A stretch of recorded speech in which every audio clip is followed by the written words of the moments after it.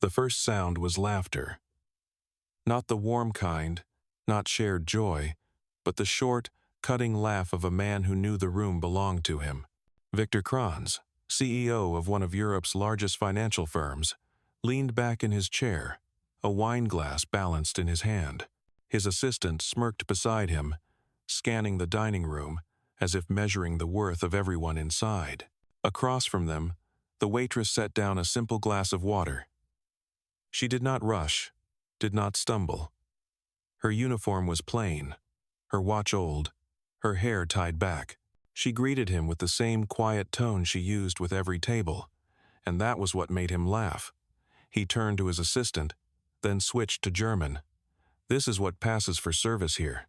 he asked, his voice sharp enough to cut through the soft jazz drifting above. The words weren't meant to be understood, at least not by her. His assistant's grin widened, teeth flashing under the glow of the chandeliers. To them, she wasn't a person at all. She was part of the background, the same as the silverware or the chair he sat on. Other tables caught the sound. A man in a tailored suit raised his eyebrows. A woman in red velvet leaned closer to her date and whispered. Their eyes lingered on her. Not with kindness, but curiosity sharpened into judgment. She carried herself with balance, but the glances pressed down like weight. In their world, she did not belong. Anna Keller. That was her name. The daughter of people who had once built half the skyline in another city. A woman who had walked through boardrooms where her opinion carried weight, who had been trained in languages, in diplomacy, in finance. Yet here, in this glittering New York restaurant, she was invisible. Or worse, she was a target, standing just close enough for the powerful to practice their contempt. When Victor flicked the menu toward her, the paper brushed her arm like an insult. "Try to remember the dishes," he said in English this time, his tone dripping disdain. His assistant chuckled as if the line was comedy. She bent slightly, lifted the menu without a word, and placed it neatly back on the table. Calm hands, calm breath. But her silence was not submission. It was survival in a room that had already decided she was less. If you've ever been in a place where people look straight through you, as if you don't exist, you'll understand the edge in the air here. Maybe you've had someone laugh at you while speaking in a language they thought you didn't know. If you know that feeling, I'd like to hear it. Share your story in the comments.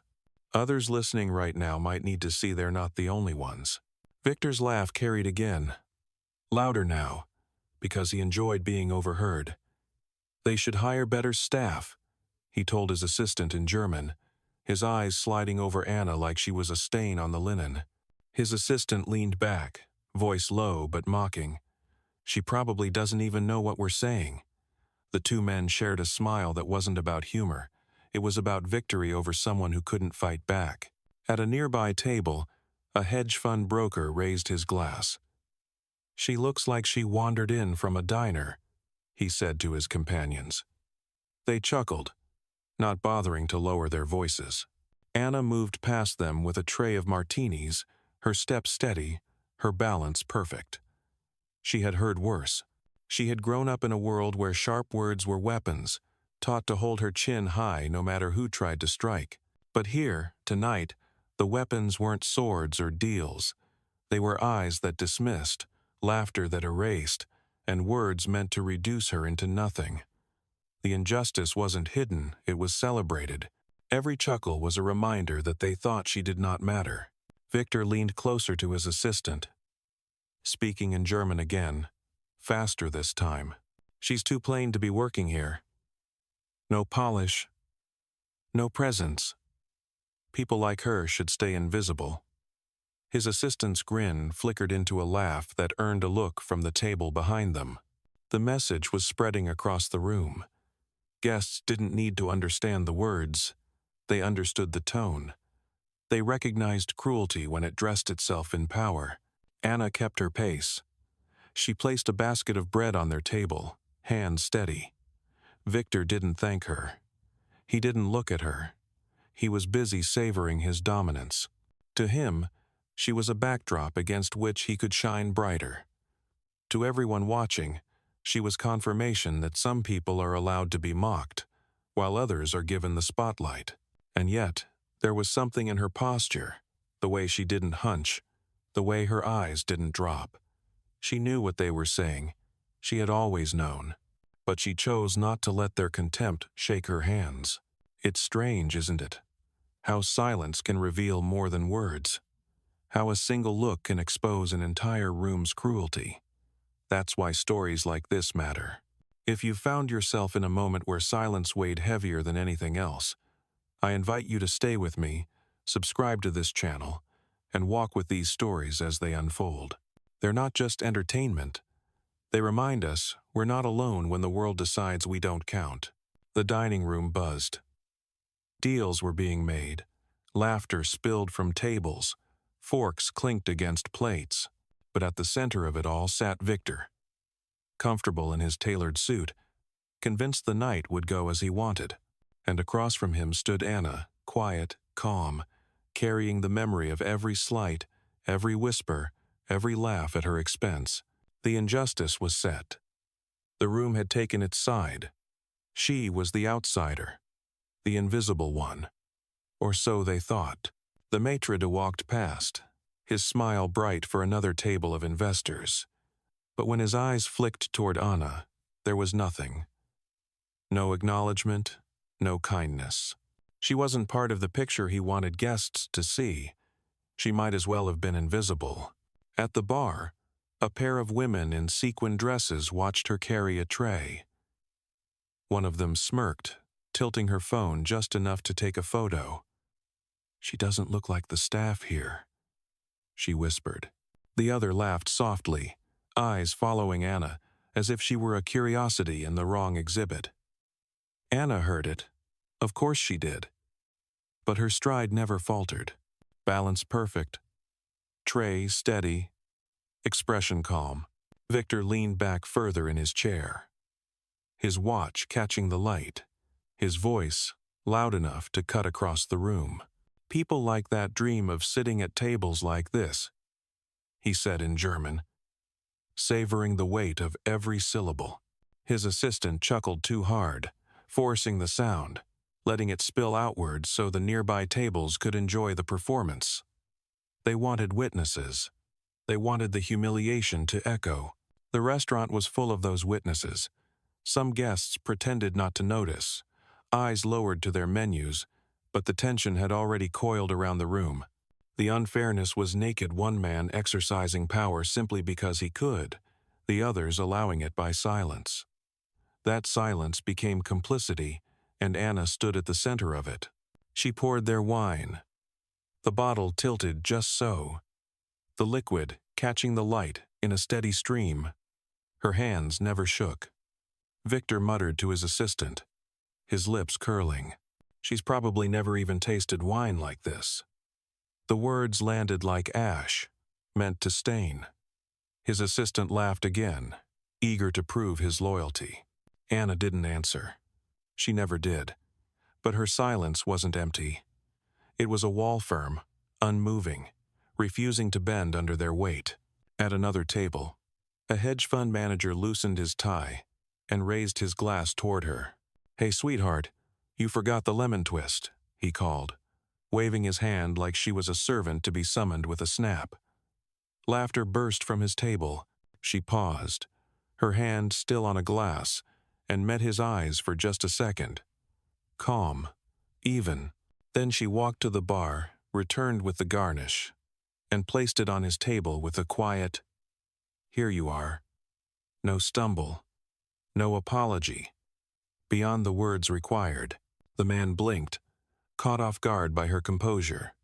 His laugh faltered, but he forced another joke for his companions. The room kept watching. They were waiting for a mistake, for the girl in the plain uniform to break, to stutter, to show weakness. Every step she took was measured against that expectation. Every movement became a test she hadn't agreed to take. Victor wasn't finished. He wanted more.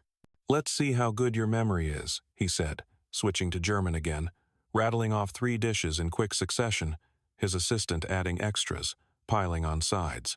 Their smirks were the same, sharp, taunting, certain she would fail. She stood there, notepad untouched, pen still in her apron. She didn't write a word. She only nodded once. "Yes, sir," her voice quiet, almost too polite, before she walked back to the kitchen. The smirk on the assistant's face widened. He leaned back, smug, certain the trap had worked. Anna pushed through the swinging door into the kitchen. The clatter of pans, the hiss of steam, the shouts of chefs filled the air. But she moved through it without hesitation. Her life before this place, lecture halls, debates, late nights, studying trade policies, felt distant, almost unreal. But it lived in her still, in the way her mind cataloged details, in the way her memory worked with precision, in the discipline carved into her posture.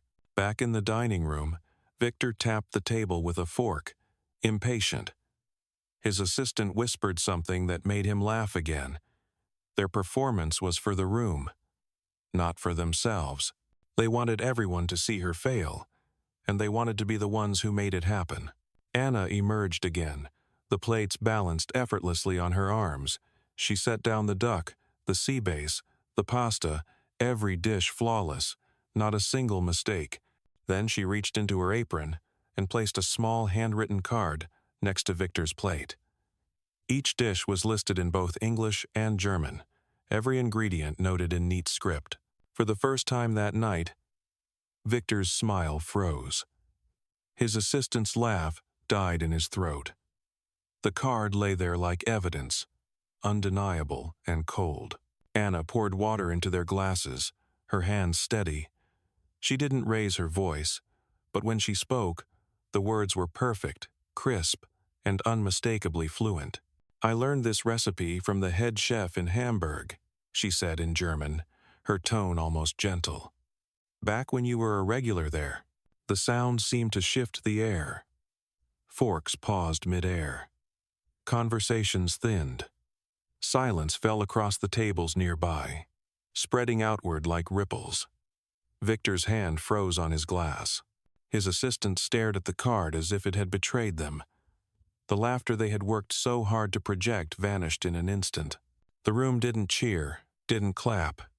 It didn't need to. The silence itself was enough. Victor tried to recover, but the silence pressed harder than any insult he had thrown. He lifted his fork as if nothing had happened, but the gesture was too stiff, his hand too tight around the silver. His assistant forced a cough, then a chuckle, but no one joined in. The couple at the next table leaned closer, their whispers carrying, "Did she just answer him in German?" Anna moved on, unhurried. She refilled a glass at another table, placed a basket of bread, adjusted a candle.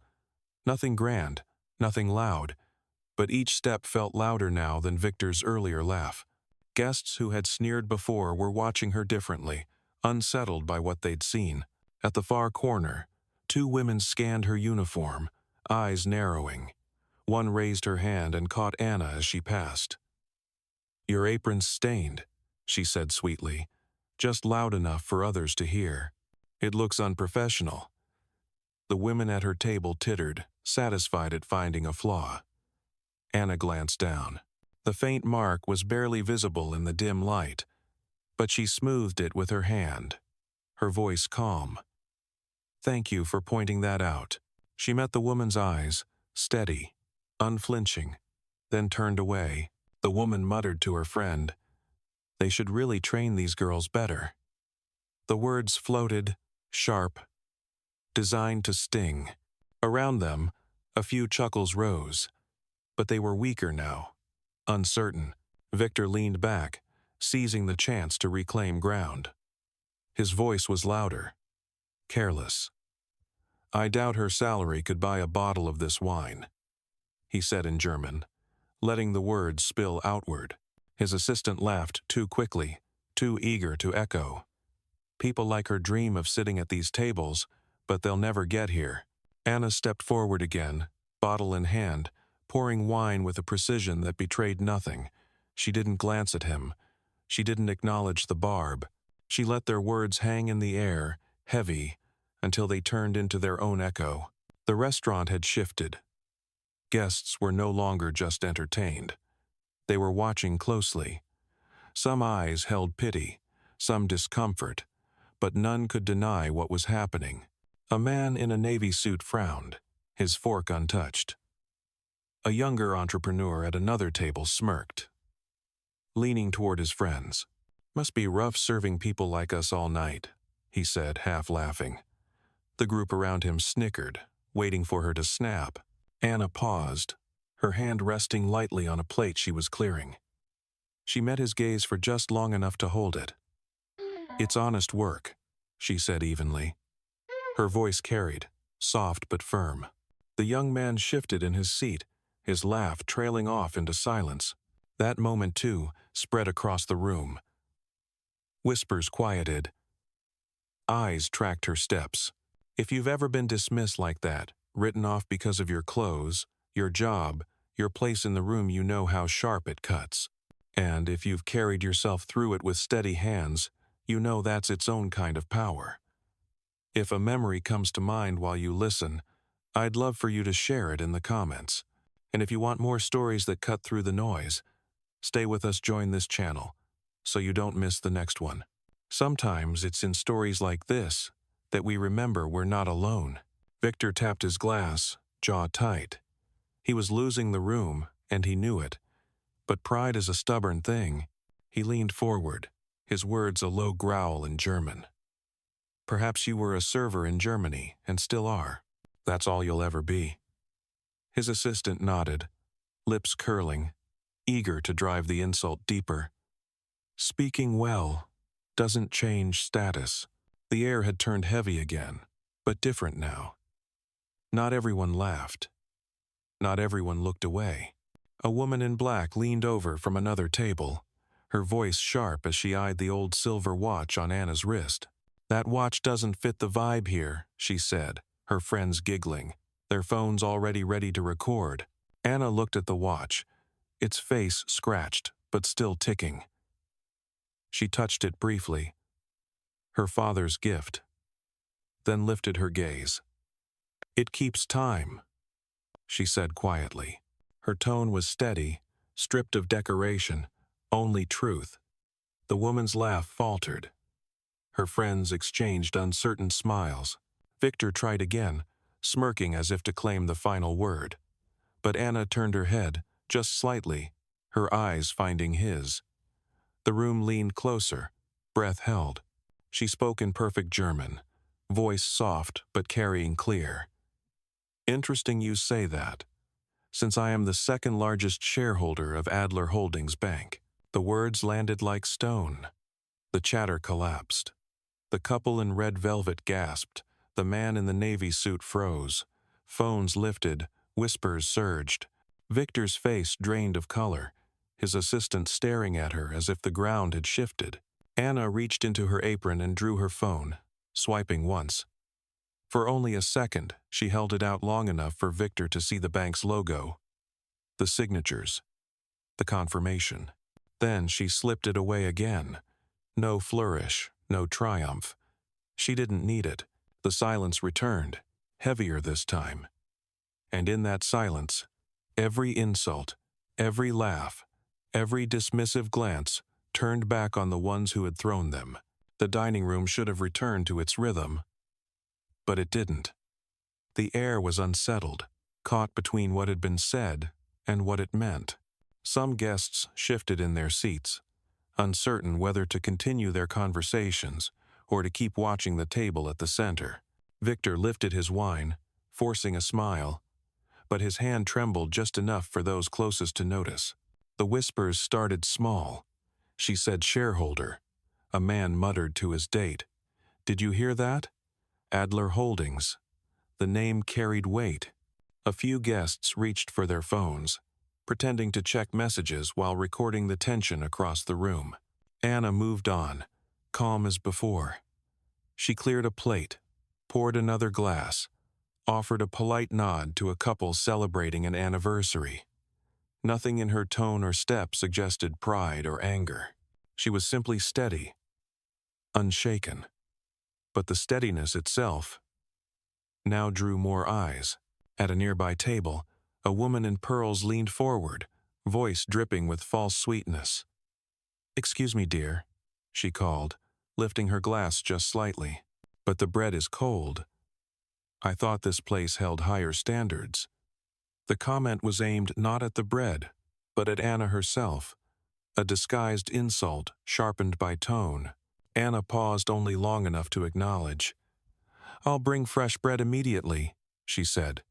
She lifted the basket, walked back to the kitchen, and returned with one still warm from the oven. She set it down, her hands precise. "This one is from the latest batch," she said. "No edge, no sting. Only calm." The woman in pearls gave a tight smile, expecting fluster, receiving composure instead. Victor watched, trying to read her. His assistant leaned closer, whispering fast in German. "The room is watching. Don't let her win." Victor's jaw tightened. He didn't like being the one under observation. Another voice cut in, this time from the far side of the room. A man in a pinstriped suit, his tie loosened, his tone too casual, called across the tables.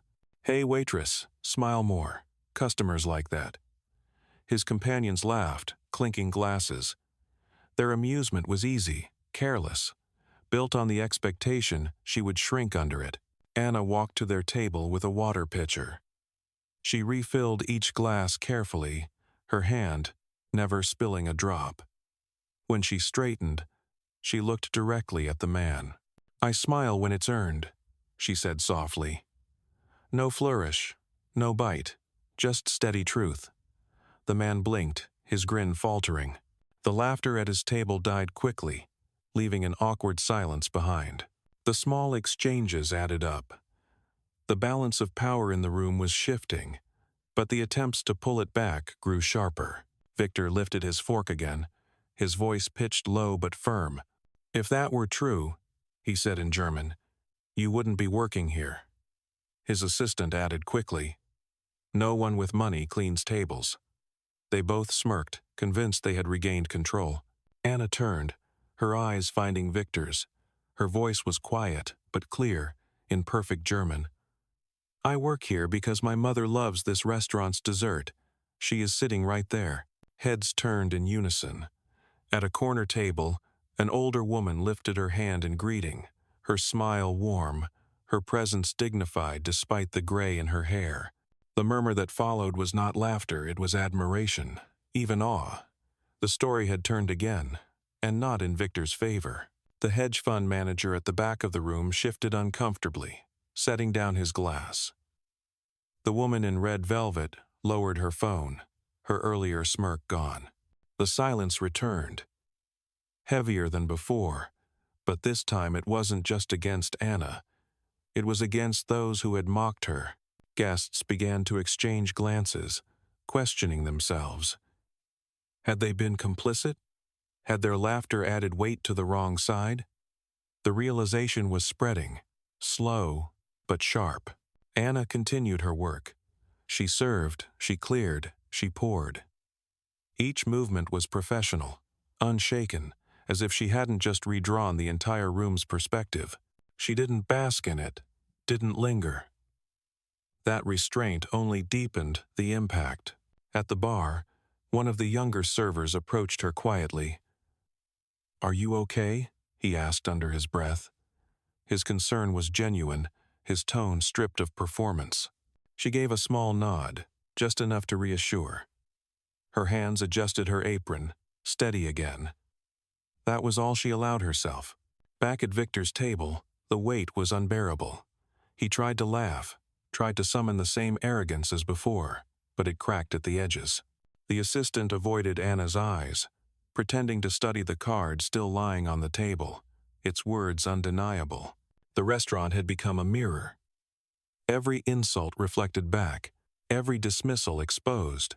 No one needed to say it, but everyone felt it. The power in the room had shifted, And it wasn't in Victor's favor anymore. The server's whisper faded as Anna stepped back into the flow of the dining room. She was part of the rhythm again. Glasses filled, plates cleared, steps measured across the floor. Yet the rhythm itself had changed. Guests who once ignored her now followed her with their eyes. The tension that had once built against her was shifting, moving toward the men who had pushed too hard. Victor noticed it. He hated it. His jaw clenched as he leaned toward his assistant. "She thinks she's clever," he muttered in German. The assistant's reply was sharp. "Then humiliate her again. Don't stop until she breaks." Their table had become a stage, whether they wanted it or not. The other guests weren't pretending anymore. Some watched openly, forks still in their hands, waiting. Others glanced sideways, careful, but unable to look away.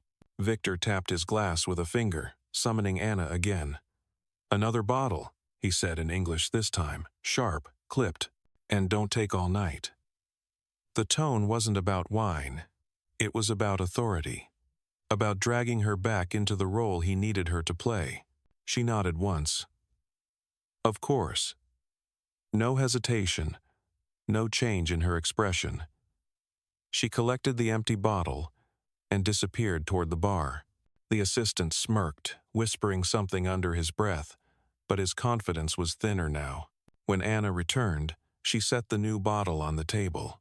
Her movements were precise, her face calm. She cut the foil, tilted the neck, and poured without a tremor.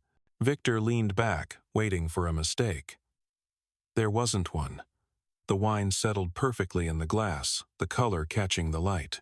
Around them, the room was quiet again, listening without admitting it. Every sound, a chair shifting, a glass set down, was sharper against the silence. Victor lifted his glass, his eyes locked on Anna. He spoke in German, voice pitched for her alone, though he knew others nearby would hear.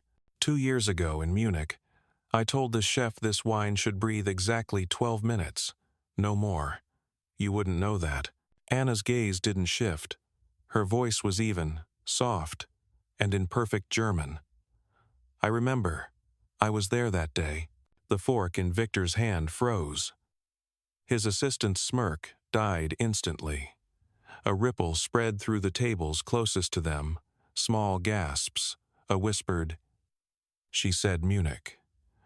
No one laughed now. Victor set down his glass too quickly, the sound of it against the table a crack in the quiet. He tried to recover, tried to act as if it didn't matter, but the silence said otherwise. At a corner table, a venture capitalist, known for his ruthless deals, leaned back in his chair, voice smooth but edged. "You'd do better here if you smiled more," he called, echoing the earlier insult but louder, meant for everyone to hear. His companions nodded, their amusement carefully measured.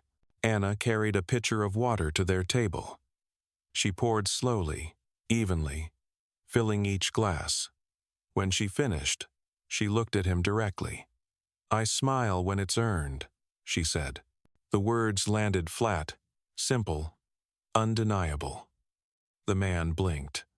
His companions fell silent, unsure whether to laugh or not.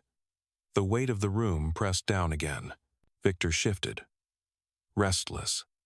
He needed the power back. His voice cut sharp, his German harder than before.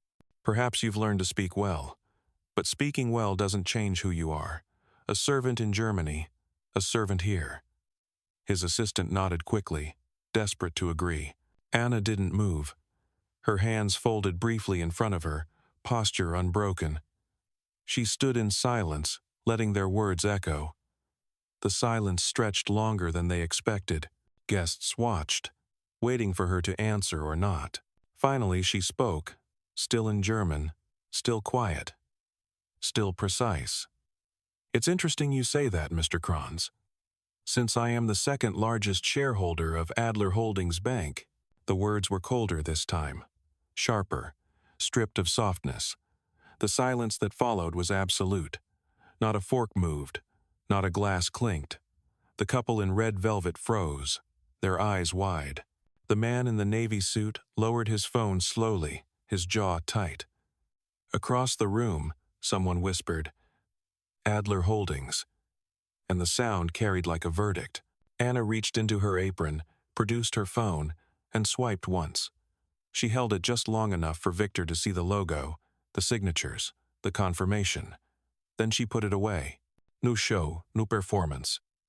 Just fact. Victor's hand gripped the edge of the table. His face had lost its color. The assistant sat rigid, eyes locked on the card that still listed the dishes in 2 languages. Their laughter was gone. Their stage had collapsed. And in the silence, the room itself seemed to tilt. The power that had defined the evening no longer belonged to the men at the center. It belonged to the woman they had dismissed. Victor forced a laugh, but it came out brittle, the sound of glass under strain. He reached for his fork, spearing a piece of the duck without looking at it, chewing too quickly. His assistant mimicked him, but the smirk he tried to wear never reached his eyes. The performance was unraveling, thread by thread. At another table, a fashion influencer adjusted her diamond earrings and raised her voice. "That watch of yours," she said, her tone sharp but sugar-coated. "A little outdated, isn't it? Doesn't really fit the mood here." Her friends giggled, their phones half raised, ready to capture her cutting remark. Anna glanced down at her wrist. The silver watch was scratched, its face worn from years of use. A gift from her father, gone now. She touched it once, lightly, before lifting her gaze to meet the woman's. "It keeps time," she said. Nothing more. The words were plain, stripped of defense, and yet they carried more weight than the glitter of any diamond. The influencer laughed, but the sound cracked. Her friends' smiles faltered. Phones lowered. The strike had landed not on Anna, but back on the one who had tried to mock her. Victor's eyes darted around the room. He could feel it, the tide shifting against him. He wasn't used to being on this side of the equation. Power had always been his currency, and ridicule his weapon. But ridicule was losing its edge here. The silence after Anna's words had become sharper than any laugh. He leaned forward, his voice dropping to German. Sharp and deliberate. "If that's true," he said, his jaw set, "then prove it. Otherwise you're nothing but a girl in an apron." His assistant nodded quickly, relief flashing at the chance to pile on. Exactly. If she had money, she wouldn't waste her time serving wine. Anna did not flinch. She poured another glass, her movements precise. Then she turned, her eyes steady on Victor. "I work here," she said in German, soft but unshaken, "because my mother loves this restaurant's dessert. She is here tonight." Dozens of heads turned together. In the corner, a gray-haired woman raised her hand, smiling warmly at her daughter. She looked fragile, yet dignified, her presence softening the air. A murmur swept the room. The dismissive laughter that had filled the space earlier was gone. In its place was something quieter, heavier. Respect from some, guilt from others, but no one could look away. Victor stared toward the corner table. His lips pressed thin. The assistant's hand twitched against the edge of his plate. The guests who had once leaned forward to laugh now leaned back, uncertain. Their eyes cast elsewhere. The silence wasn't emptiness. It was a verdict. Anna continued her work. She cleared glasses, adjusted cutlery, stepped around chairs with the same calm presence as before. She didn't pause to savor the shift in the room. She didn't need to. Her actions were enough. At the far side, a man in a gray blazer lifted his voice. He was older, lines carved deep into his face. His tone practiced. "You know," he said, as though offering advice, "you'd last longer in a place like this if you learned to be friendlier." A smile goes further than sharp answers. His table chuckled, nodding, pleased with his observation. Anna set down a pitcher, poured water for each of them, then straightened. Her eyes met his, calm, unwavering. "Friendliness is not a mask," she said. "It has to be earned." The man's chuckle faltered. His companions shifted uncomfortably. No one replied. The silence that followed stretched across the restaurant again, binding every table together. And through it all, Victor sat rigid, his wine untouched. His assistant fidgeted, shifting in his seat. The power they had once wielded so easily was slipping, and no effort could reclaim it. For a long second, no one moved. The music kept its place, but the room stopped. Victor's hand hovered over his glass. His assistant sat back, stiff, as if a chair had turned to stone beneath him. The card beside the plate, with each dish spelled cleanly in 2 languages, was a quiet fact neither of them could bend. The maitre arrived at the edge of the table with a trained smile. He'd felt the shift from across the floor and came prepared to restore the old order. "Is everything satisfactory this evening?" he asked. Eyes on Victor, not on Anna. Victor didn't waste the chance. "Your staff is unprofessional," he said. The words were precise, clipped. "We require someone else." The maitre d' inclined his head, already turning toward Anna with that polite chill reserved for problems. She stood straight, hands relaxed at her sides. She delivered every plate correctly. A voice said from the next table. The man in the navy suit didn't raise his tone. He didn't need to. And she spoke to your guest in perfect German. The maitre d' hesitated. Victor's jaw flexed. Around them, napkins paused midair. Chairs barely creaked. A dozen quiet witnesses held their focus in place. Anna didn't intervene. She didn't argue. She let the room speak if it wanted to, and stood ready to work if it didn't. The maitre d' adjusted his cuff, reconsidered, and stepped back half a pace. "If there's a specific issue with service," he said carefully, "we'll address it." He looked to Anna at last. "Continue with your section." She nodded and moved on. At the bar, a pair of regulars tracked her with their eyes, the same 2 who had laughed into their glasses an hour earlier. Now they watched the way she set down a coaster, the way she checked a glass rim for a mark, the way she made space for a server trying to pass with a tray. Their earlier certainty had slipped. In its place was a question they didn't want to ask out loud. Victor tried to reassemble his scene. He leaned toward his assistant and spoke in German again. "It doesn't matter who she is. She wears an apron." His assistant answered too quickly. "We can still control this." They both looked around for agreement. They found none. No smiles waited to mirror theirs. No nods came from the nearby tables. The audience they needed had gone quiet. Anna reached a corner table and set down 2 espresso cups and a small plate of biscotti. The older woman there, her mother, lifted her eyes, the faintest smile. Anna rested a hand on the back of the chair for a second, then lifted it away and continued her route. No scene, no announcement, just the small exchange that explained more than any reveal. A hedge fund broker called across the aisle, eager to reclaim an easy tone. "Hey, you forgot the lemon twist last time.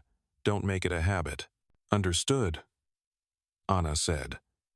She returned with a twist, set it down, and looked him in the eye. "If you need anything else, ask once. I'll hear you." It should have been nothing. It wasn't. The man nodded without a joke. His tablemates watched him for a cue and didn't get one. Closer to the kitchen door, 2 younger servers whispered. "She's still on that table after what he said?" one asked. "She's on every table," the other said. Not unkind. Like always, the kitchen swung open on a burst of heat and voices, then shut again. Anna carried a tray through with steady hands and the mindless focus of work done well. She did not alter her pace. She did not dramatize her steps. The room's attention followed her anyway. Victor lifted a hand. "You," he said, and the sound snapped across the table. Anna returned, stopping at the correct distance. "This fish is overcooked." She glanced once. The flesh held its shape, moist, Clean. It's cooked as ordered, she said. No apology. No provocation. Victor's mouth tightened. Bring another. Would you like it undercooked? Her tone didn't change. The assistant exhaled through his nose, searching for a laugh that didn't come. Victor pushed the plate forward a fraction. Bring another, he repeated. Anna removed the dish. I'll have the kitchen prepare a fresh one. She didn't add a time frame. She didn't defend. She was gone and back with a replacement before the assistant could craft a line. The new plate was perfect. Victor tried to find a fault he could use. He couldn't. At a foretop near the windows, a woman in a black dress spoke to her date without looking away from Anna. She doesn't flinch. People like him expect flinching, the date said. He kept his voice low. He didn't want to be part of anything. He already was. The maitre d' circled again. Not quite comfortable with leaving a spark on the linen. He approached Victor with a practiced apology loaded onto his expression. We take service very seriously, sir. If you prefer, I can assign another server. Victor nodded sharply, ready to accept. Anna turned to the maitre d'. This is my section, she said. Calm. The maitre d' paused. It wasn't defiance. It was information. She stated it the same way she would state an order or a table number. Something in that steadiness made him reconsider once more. He looked at Victor and measured the room again, its eyes and its silence, and decided not to move the boundary. She'll remain with your table, he said. I'm confident your evening will be handled. Victor's stare sharpened. The assistant's fingers tapped the stem of his glass. They looked like men who spent their lives choosing leverage and discovering they had picked the wrong tool. At the high top near the bar, one of the sequined women from earlier slid onto a stool with a sigh. I thought she'd cry, she said, or mess up. Her friend kept watching the central table. He wanted her to. In the corridor to the restrooms, Anna passed a young busser carrying a heavy tub of plates. I'll take that corner, she told him quietly. 2 tables need clearing. Thanks, he said, surprise brief, gratitude plain. No one noticed. Or rather, the right people noticed the staff who kept the floor moving while the room focused on the wrong show.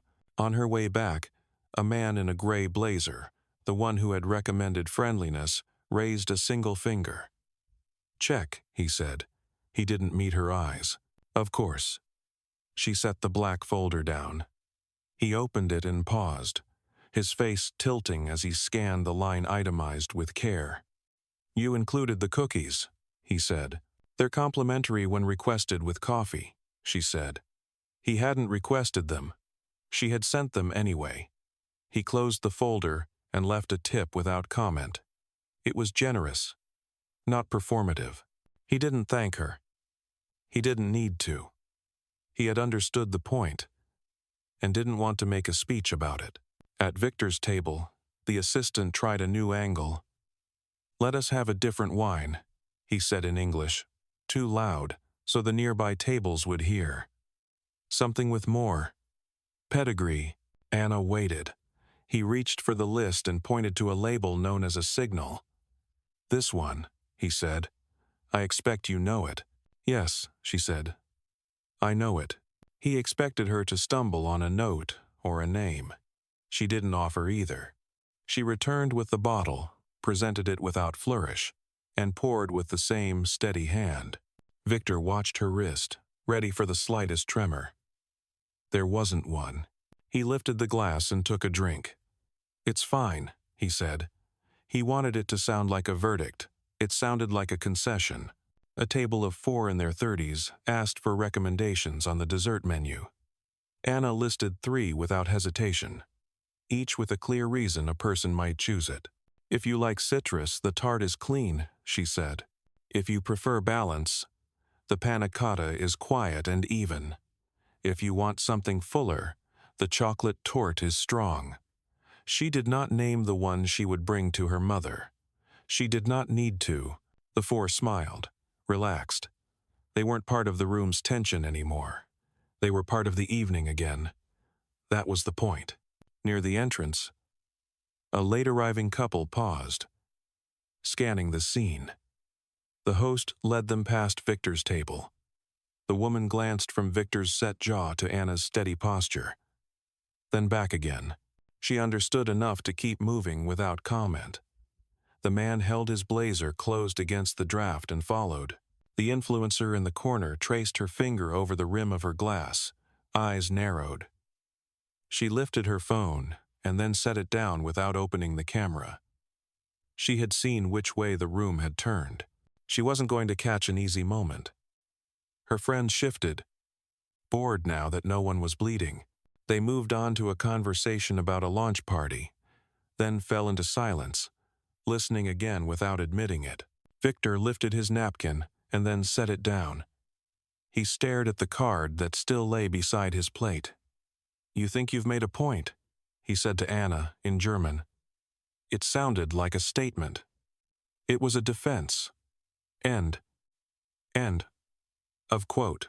"I made dinner arrive as ordered," she said. The assistant pushed his plate away a fraction and cleared his throat. "We'll take the check." He said it like escape. "You still have a main course on the way," Anna said. She didn't blink. The assistant looked up, startled. He had forgotten what he'd ordered during his performance.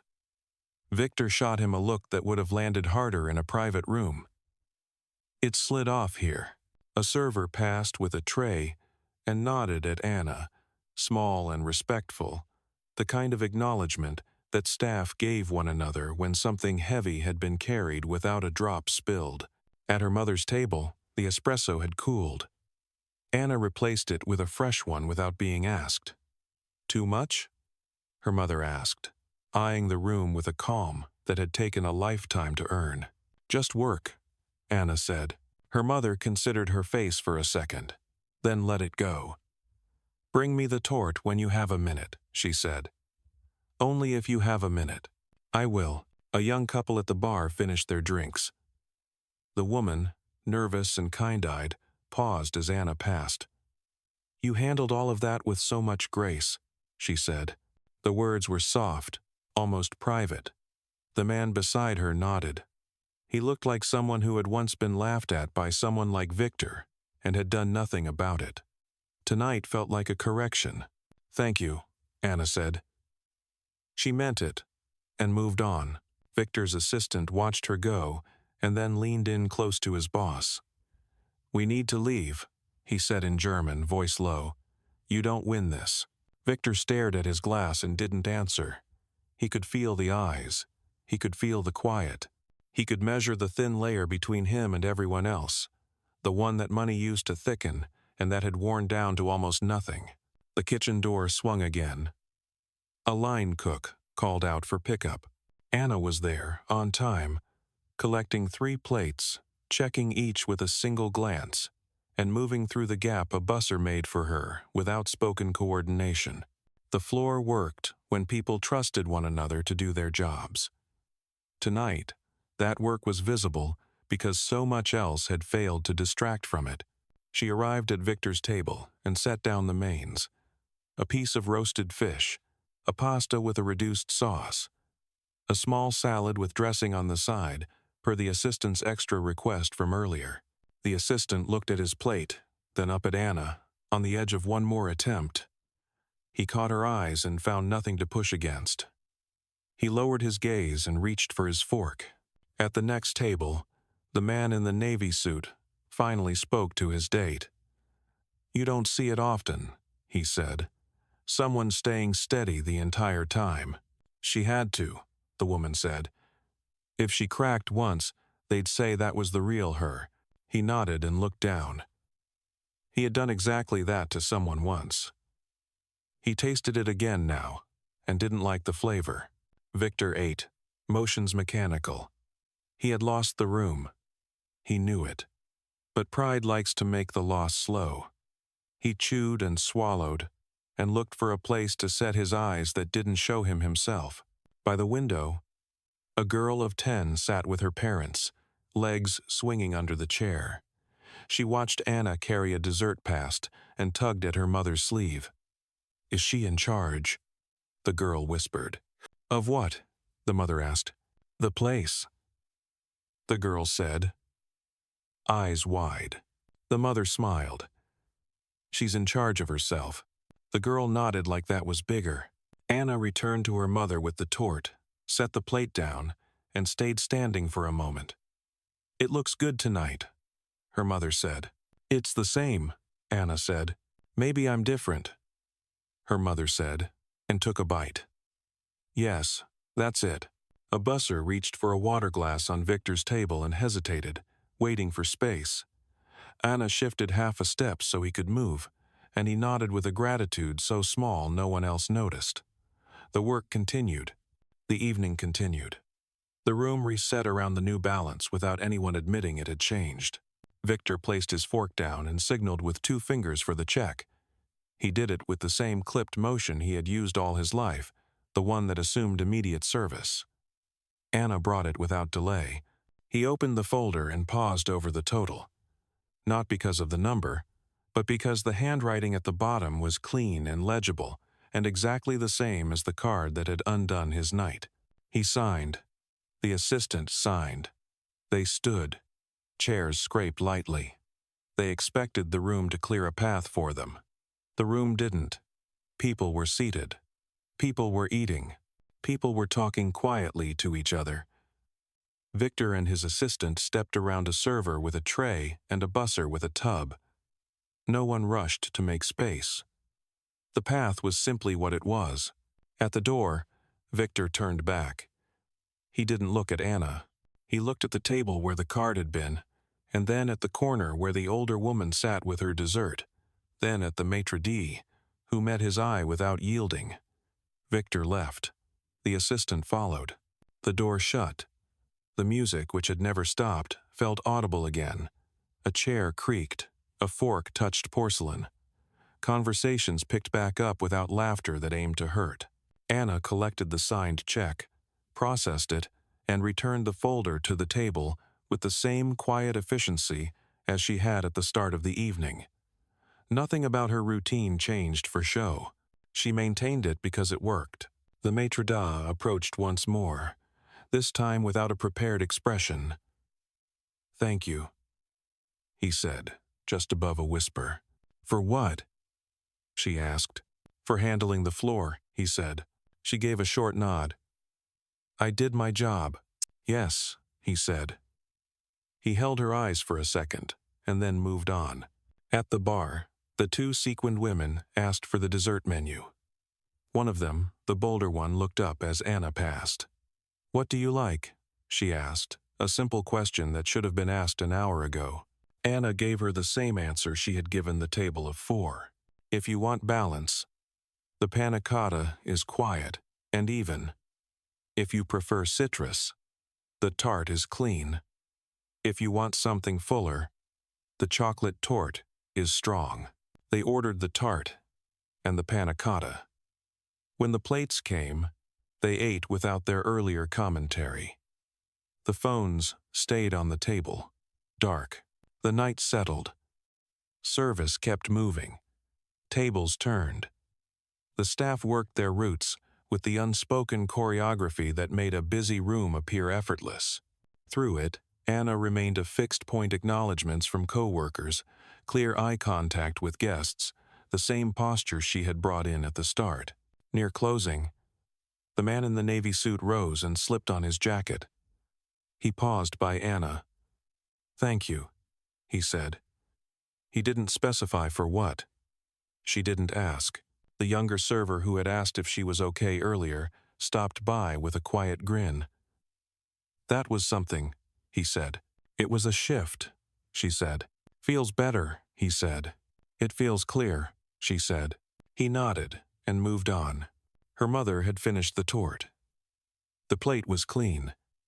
Anna brought a small box to the table. Without comment, her mother placed the last spoonful of panna cotta inside, not because she needed it later, but because taking something home made the night stretch a little further. A final table asked for coffee. Anna poured. She wiped a quiet ring of condensation from the table edge. She straightened a knife, so its handle aligned with the plate. She checked the level of a candle and replaced it. None of it was show. All of it was work. Outside, a car door thumped shut. Inside, someone laughed, soft and kind. In the kitchen, a pan hissed. On the floor, a chair moved an inch. The details stacked and held. Anna crossed the room once more with calm steps, eyes level, breath steady, and the sense that nothing in the space needed her to be smaller. The silence that had fallen earlier was still present, not empty, not angry. It was the kind that allows a person to occupy their full height without asking permission. The staff began their reset for the late seating. Chairs shifted back into place. Fresh linen snapped against tables. Polished cutlery laid out with practiced speed. The restaurant had the sound of work again measured, deliberate, and clean. Anna collected empty glasses from a two-top by the window. The woman there, dressed simply but with eyes that had seen the entire evening, touched her arm lightly. "You didn't let them move you," she said. Her voice wasn't dramatic, only steady admiration. "I was working," Anna replied. She lifted the tray and continued toward the kitchen. The comment followed her, though, and others had heard it.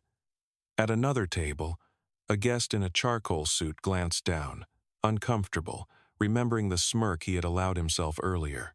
He stirred his coffee and said nothing. Near the door, a late-arriving group of 4 entered, laughing too loudly, unaware of the shift that had taken place before they arrived. The host led them to a table close to where Victor had sat. One of them, a man with too much confidence in his voice, flagged Anna immediately. "We'll need 3 martinis and a whiskey neat. And be quick about it." The echo of Victor's tone was deliberate, meant to establish their place. But the room was different now. Conversation slowed. Eyes turned. The man hadn't expected the attention. Anna set down her tray. 3 martinis, 1 whiskey, she repeated.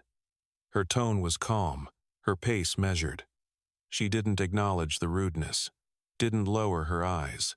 She walked to the bar, placed the order, and returned with the drinks balanced perfectly. The man took his glass and smirked. At least, someone here knows their role. Before Anna could respond, a guest at the next table, a woman in her 50s, elegant but quiet, spoke without turning her head. "She knows her role better than you know yours." The man blinked. Laughter caught in his throat. His friends shifted, uneasy. The moment ended before it could begin. Anna placed the napkins neatly, collected her tray, and moved on. At her mother's table, the chocolate torte was almost gone. Her mother pushed the plate slightly forward. "You didn't sit," she said. "I don't sit," Anna replied. "You should, once in a while," her mother said, smiling. "But not tonight." Anna smiled faintly back, then cleared the plate with a steady hand. Across the room, the maitre d' approached her again, this time slower, his earlier tension replaced by something quieter. "I've seen staff handle pressure," he said under his breath. "But not like that." Anna kept her eyes on the tray she carried. "Pressure doesn't decide the work. People do." He nodded, and for the first time that night, he didn't look like a man arranging furniture to please the powerful. He looked like someone learning. The floor softened. Conversations resumed. Not sharp, but steady. Guests leaned into each other. Quieter, more careful. The laughter that returned wasn't the brittle kind that fed on someone else's discomfort. It was genuine, smaller, but real. Anna wiped a table clean, aligned the glasses, and stepped back. She didn't measure the night in victories. She measured it in details. The candle burning steady, the silver aligned. The dessert delivered to the one person who mattered. The silence from earlier hadn't lifted entirely. It had become something else. A boundary no one dared cross again. And in that boundary, The evening continued, unchanged, and yet entirely different. The last table of the early seating settled into a softer hum, silver gliding over porcelain, the bar glassware catching points of light. The restaurant looked the same, but everyone inside carried the difference. People chose their words with more care. People looked longer before they spoke. The maitre d' stopped by a two-top, where a retired attorney and his wife were finishing coffee. "Everything to your liking?" he asked. "It is," the attorney said. He turned his cup a quarter inch, studying the surface. "You run a good room. Tonight, someone else held it together for you." His tone wasn't harsh, just accurate. The maitre d' accepted the line like a ledger note and thanked him. Anna moved through the aisle again, steps measured, eyes level. She collected a plate from a quiet couple by the window, the woman in a gray blazer who had slipped a note with her tip earlier this week. The woman didn't speak now. She didn't need to. A small nod passed between them, a clean exchange of respect that didn't borrow anyone else's attention. At the bar, the younger server approached with a list of special requests from a larger party. "They want the sea bass without capers and the pasta with no garlic," he said low. "And they asked if you can handle both." "I can," Anna said. He waited a second longer, expecting more. He didn't get it, so he went back to the printer, smiling to himself at a confidence that didn't require show.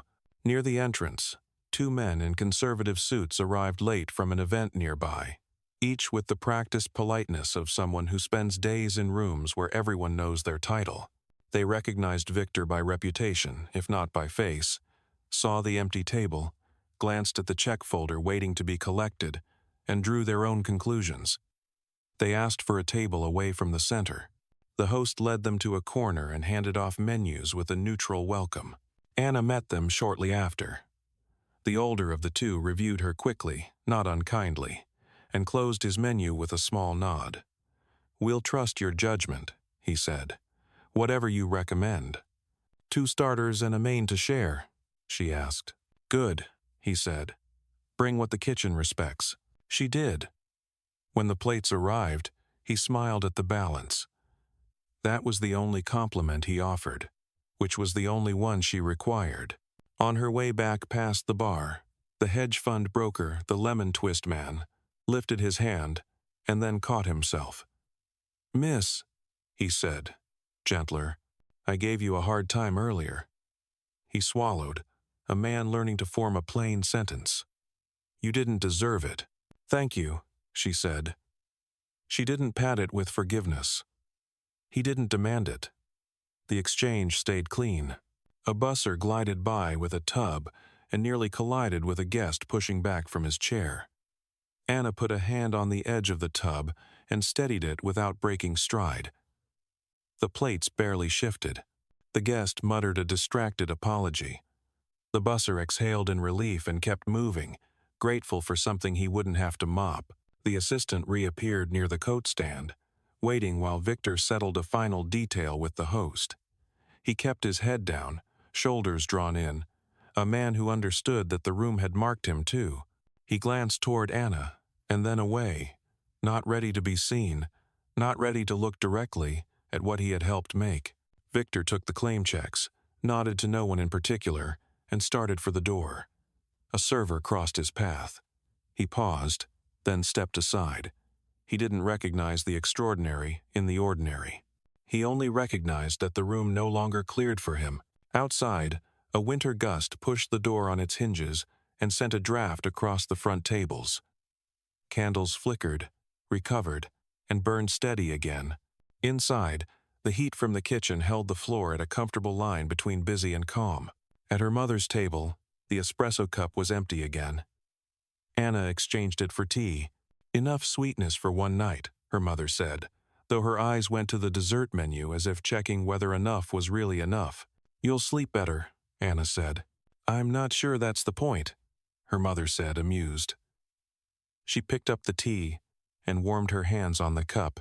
Near the host stand, a new party of 3 checked their watches and requested the table where Victor had sat. The host looked to Anna, without moving his eyes. She shook her head once. "Not ready," he said, and led them elsewhere.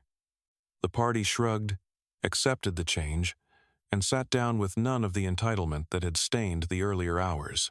At the bar, the fashion influencer looked like she wanted to say something that would erase what she had said before. She couldn't find it. Her friends had moved on. They ordered coffee and claimed they never wanted anything heavy this late, though one of them finished an entire tart without mentioning it. The kitchen bell rang for pickup. Anna was there. 3 plates aligned on a tray, a 4th following behind. She moved with the practiced economy that made a heavy load look easy. When she reached the foretop of colleagues who had given up on small talk and started sharing photographs of their kids, she named each dish in a tone that didn't intrude on what mattered to them.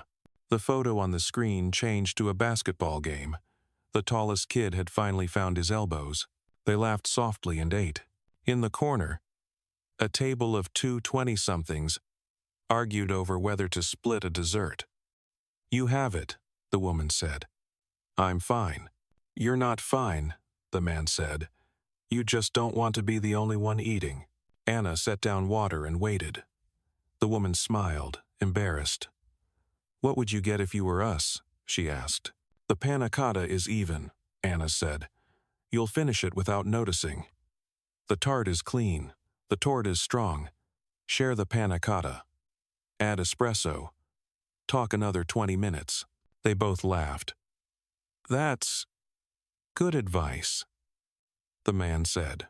"It's service," Anna said, and left them to decide if they wanted the extra time. Back by the windows, the man in the navy suit asked for the check. He signed, stood, then paused with his jacket over one arm. "People read about men like that," he said quietly, not naming Victor. "They think the room is helpless."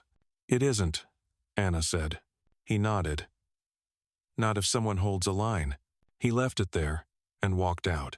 A pair of executives who had finished their meeting slid onto bar stools for a nightcap, still speaking in the clipped, courteous way of people used to being recorded and quoted. One of them lowered his voice near the end. "If she's who she says she is," he said, taking care that the sentence didn't go further, "then his boardroom will feel it." "Not tonight," the other said. "But soon."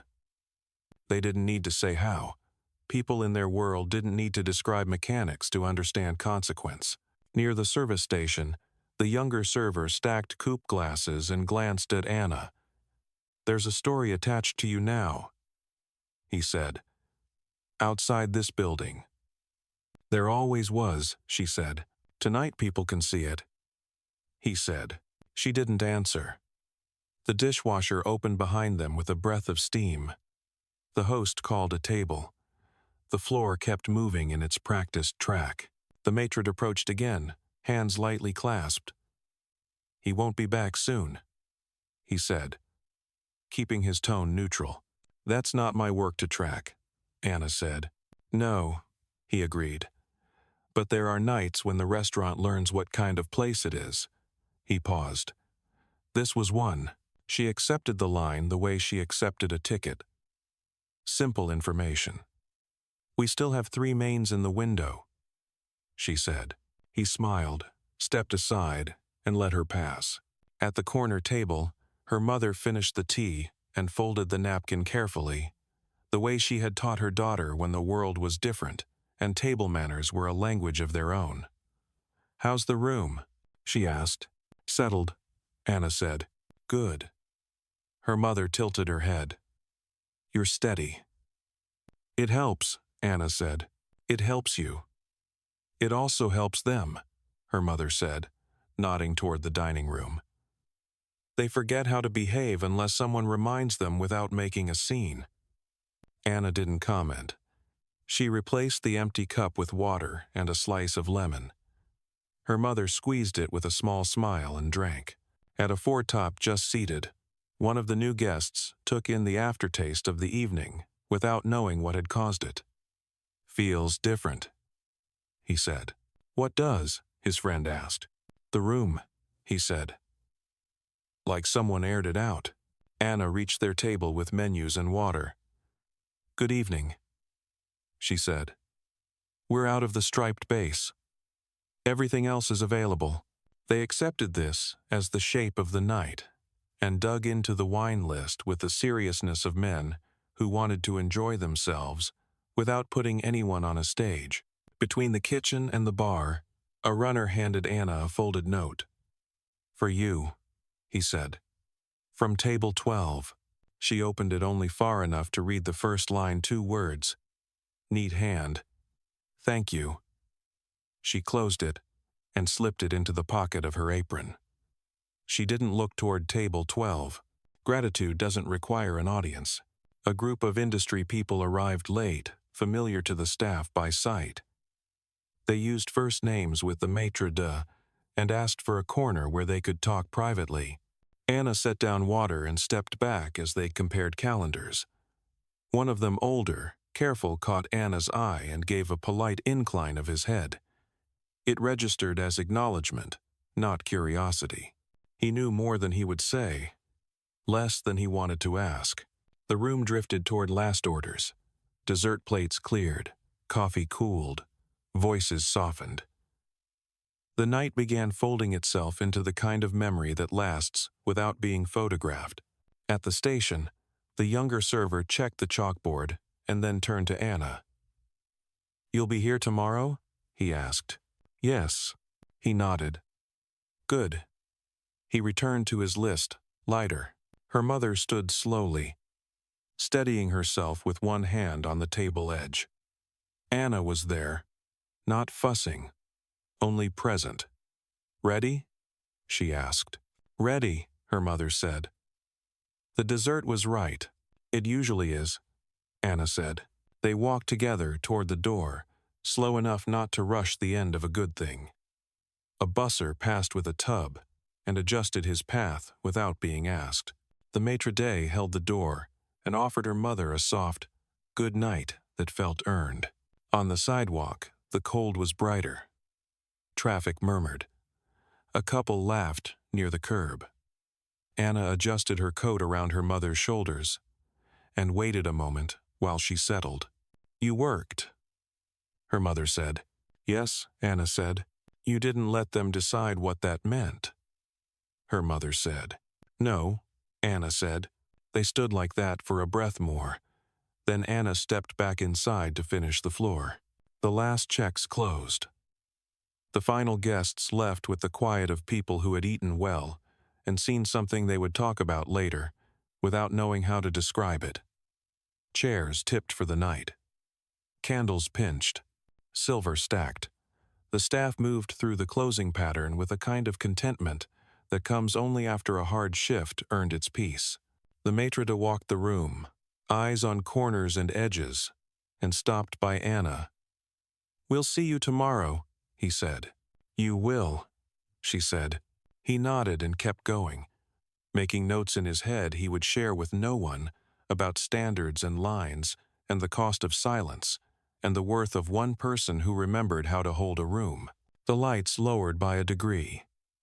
The kitchen went quiet in stages. The clink of the last glass settled into the bar rack. Coats pulled from hooks. Goodnights traded, short and real.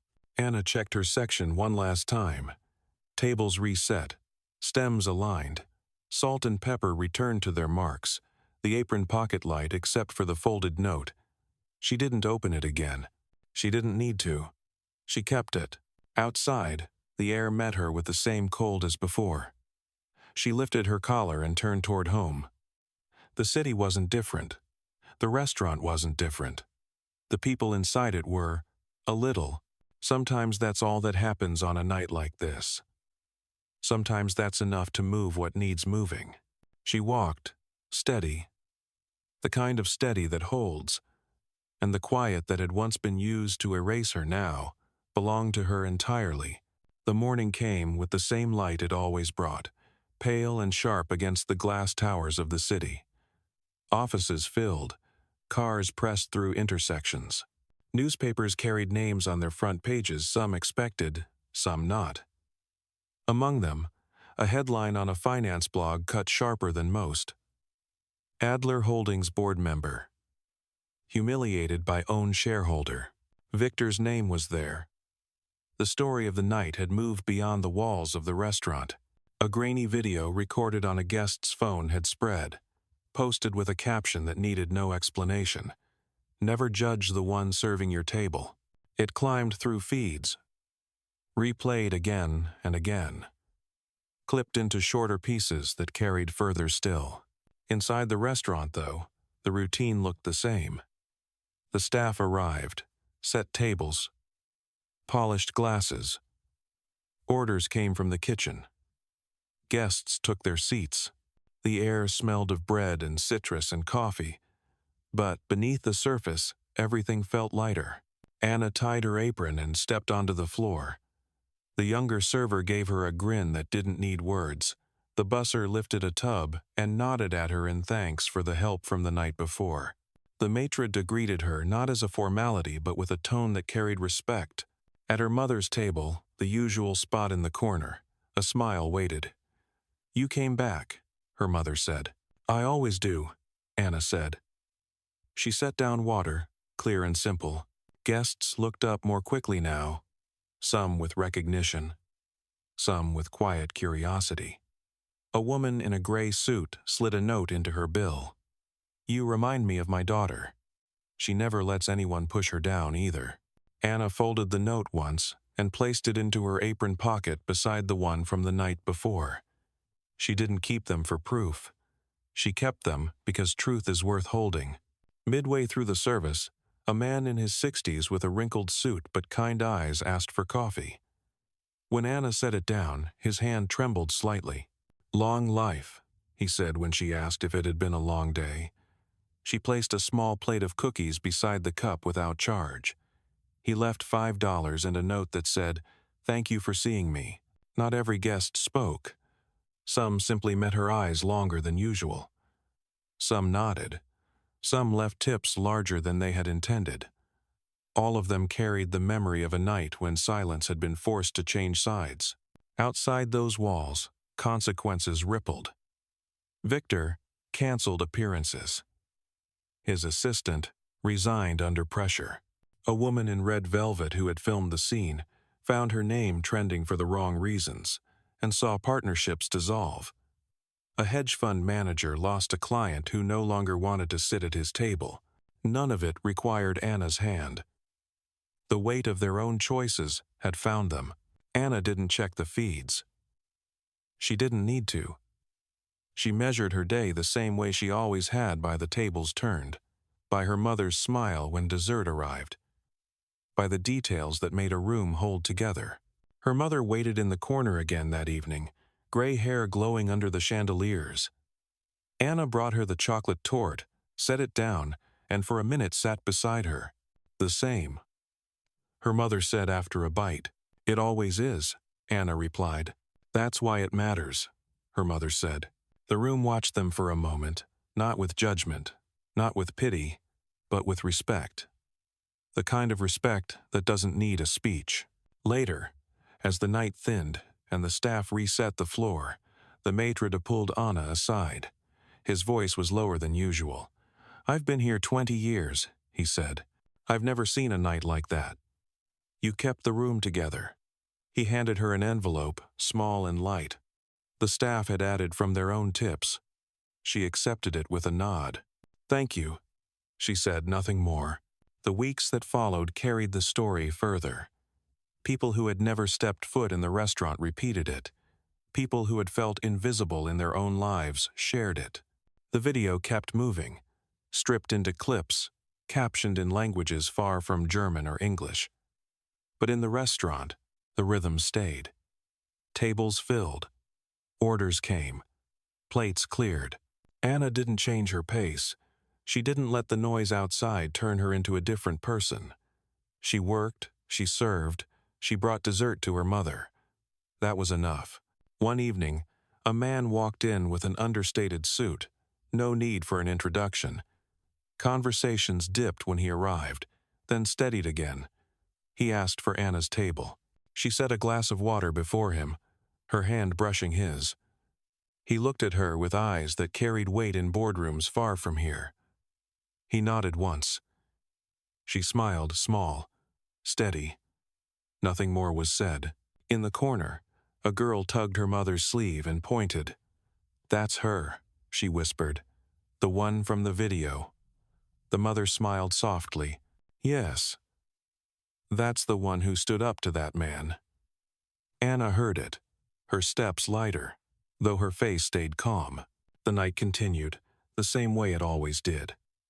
Plates served. Wine poured. Tables reset. But the silence that once erased her had become something else. It had become her ground, her shield, her proof. And in that silence, she worked not louder, not faster, not different, only steady, always steady.